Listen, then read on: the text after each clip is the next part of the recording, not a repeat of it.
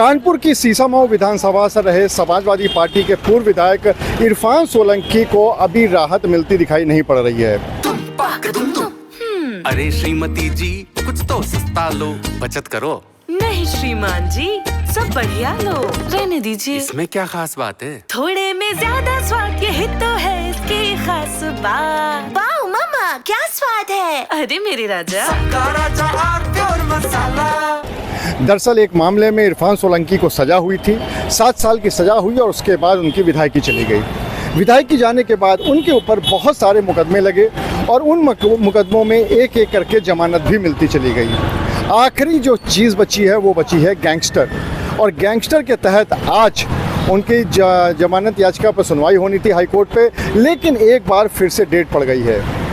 दरअसल 2022 में एक इरफान सोलंकी के घर के पास एक प्लॉट था, खाली प्लॉट। वहाँ पर एक बुज़ुर्ग महिला रहती थी अपने परिवार के साथ में, और उसका ये आरोप था कि उसकी झोपड़ी में इरफान सोलंकी, उनके भाई रिजवान सोलंकी और उनके गुर्गों ने आग लगा दी। ये पूरा मामला कानपुर कोर्ट में चला था और उसके बाद कोर्ट ने इस पूरे मामले में इरफान सोलंकी, रिजवान सोलंकी समेत जो अन्य आरोपी थे उनको 7 साल कैद की सज़ा सुनाई थी। चूँकि 2 साल से ऊपर की सज़ा थी, इसीलिए इरफान सोलंकी की विधायकी चली गई। उसके बाद यहाँ पर उपचुनाव हुए सीसामऊ में, और उस सीट पर समाजवादी पार्टी ने टिकट दिया इरफान सोलंकी की पत्नी नसीम सोलंकी को।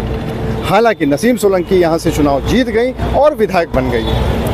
धीरे धीरे करके इरफान सोलंकी को हाई कोर्ट से जितने भी उनके मुकदमे हैं उसमें राहत मिल गई, उसमें जमानत मिल के चली गई। लेकिन जो एक मुकदमा बचा वो था गैंगस्टर का, क्योंकि बहुत सारे मुकदमे हो गए थे और इनके ऊपर आरोप था कि अपने साथियों के साथ मिलकर अपराध को अंजाम देते हैं। इस वजह से इनके ऊपर गैंगस्टर भी लगाया गया था।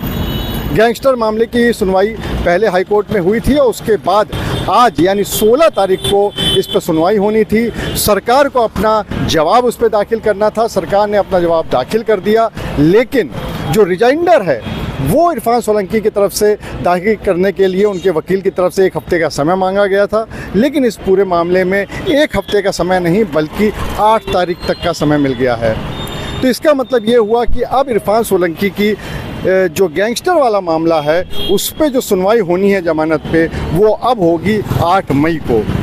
अब देखने वाली बात ये होगी कि क्या इरफान सोलंकी को 8 मई को जमानत मिल पाती है, क्या वो जेल के बाहर 3 साल बाद आ पाते हैं, या फिर अभी जेल से बाहर आने में उन्हें और इंतज़ार करना पड़ेगा। अनुराग अग्रवाल, TV9 कानपुर। अरे श्रीमती जी, कुछ तो सस्ता लो, बचत करो। नहीं श्रीमान जी, सब बढ़िया लो, रहने दीजिए। इसमें क्या खास बात है? थोड़े में ज्यादा स्वाद, यही तो है इसकी खास बात। वाओ मामा, क्या स्वाद है। अरे मेरे राजा, मसाला।